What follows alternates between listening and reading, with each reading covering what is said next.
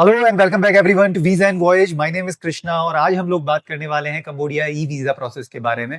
जी, इससे पहले आप ये सोचे कि नहीं, कंबोडिया का वीजा ऑन अराइवल मिलता है तो हमें ई वीजा का प्रोसेस जानने की क्या जरूरत है। तो the answer is pretty simple. क्या होता है, कई बार आप जाते हैं on arrival, there is that probability which exist कि आपको वीजा डिनाई हो जाए या कुछ प्रॉब्लम हो या आप लाइन में खड़े हैं। तो to avoid all those uncertainties it is always better कि आप अपना वीजा पहले ही ले लें, क्योंकि फीस दोनों की सेम है। Whether you take the e visa और visa on arrival, the fees is $30 only. अब मैं डॉक्यूमेंट्स की आप लोगों से बात कर लूँ तो डॉक्यूमेंट्स जो आपको चाहिए वो आपकी रिटर्न फ्लाइट टिकट चाहिए एंड होटल बुकिंग चाहिए। वो आप डमी भी करा सकते हैं, नॉन रिफंडेबल भी करा सकते हैं। सी, मैं आप लोगों को कभी भी नॉन रिफंडेबल टिकट सजेस्ट नहीं करूंगा, क्योंकि क्या होता है, there is always that slight probability which exist for any of the countries around the globe, because maybe you have made some clerical error, some typo error or whatever, but visa might get rejected. So always it is better to have that refundable booking or a dummy booking, whatever works for you the best. You need basically 4 documents which needs to be uploaded online for e-visa. One is your passport digital copy, जिसे आप data page जिसमें आपका नाम और वो सब लिखा होता है उसे अपलोड करना है. The second thing you need to upload is your bank statement for 3 months at least with decent balance. Third thing is your return flight ticket and fourth thing is your hotel booking. Visa processing time is roughly 3 to 7 days. अब हम सीधा screen पे चलते हैं. So guys, हम लोग आ गए हैं स्क्रीन पे। जैसा कि मैंने आप लोगों को पहले ही बता दिया है, visa on arrival is an option, but मैं वो प्रेफर नहीं करता हूँ, क्योंकि उसमें हल्का सा कभी कभार ये रहता है आपको मिले नहीं मिले या कोई इशू रहे. Always it is better that you take your e visa, unless आपका बहुत इम्प्रॉम्प्टू प्लान है तो आप वो कर सकते हैं वीज़ा ऑन अराइवल. तो जिन जिन लोगों को ई वीज़ा के बारे में या उसके प्रोसेस के बारे में समझना है वो मैं यहाँ पे बता देता हूँ. आप गूगल पे आ जाएँगे, वहाँ पे आपने कंबोडिया ई वीज़ा लिखा, ये आपकी आ गई पेज, आपने इस पे क्लिक करा, उसके बाद आप यहाँ पे आ जाएँगे। यहाँ आने के बाद में आप अप्लाई नाउ पे क्लिक कर देंगे।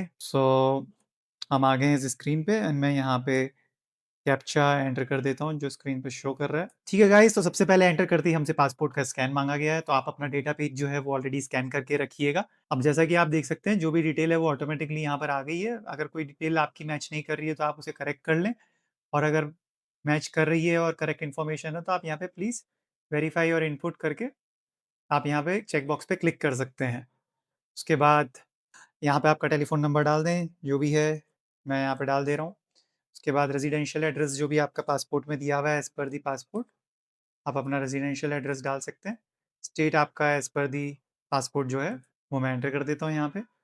ईमेल एड्रेस जो है मेरा वो मैंने एंटर कर दिया है एंड उसके बाद में आप address during visit address in Cambodia, तो आप कंबोडिया में जिस भी होटल में रुक रहे हैं, मान लीजिए एबीसी होटल में, तो उसका आप ले लें और उसकी आप डमी बुकिंग भी कर सकते हैं, या जिस तरह की भी आप बुकिंग करना चाहें वो आप booking.com से कर सकते हैं. उसके बाद में आपसे आपका ऑक्यूपेशन पूछा जा रहा है, आप क्या करते हैं, स्टूडेंट हैं, कहीं टीचर है या फार्मर है, जो भी हैं तो आप वो बता दें. मैं यहाँ पे सिंपली जो है वो सेल्फ एम्प्लॉयड लिख देता हूँ.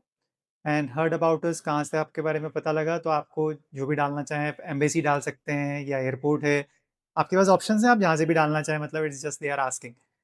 फिर आपका ये जो ईमेल एड्रेस है वापस से रीटाइप कर दें यहाँ पे.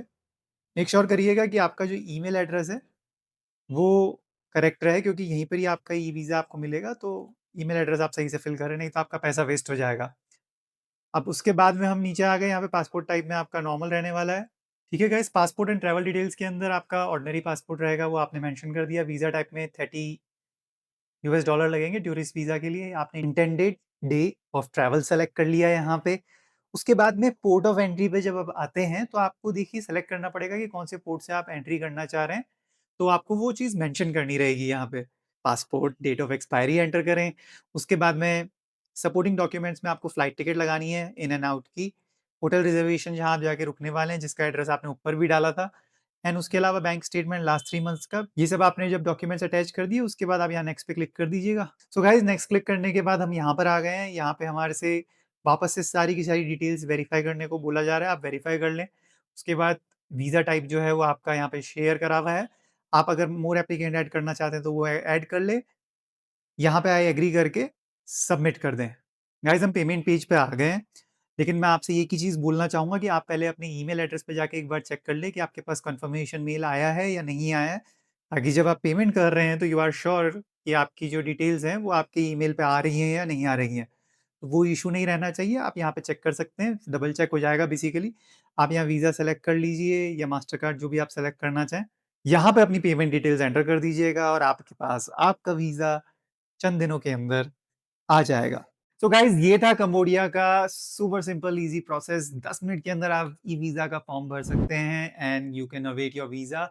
आपका वीज़ा जैसे ही आएगा you can always travel to this beautiful country in South East Asia. आप ट्यून इन रहें, दुआ सलाम में याद रखिए। मिलते हैं नेक्स्ट वीडियो में। Bye bye.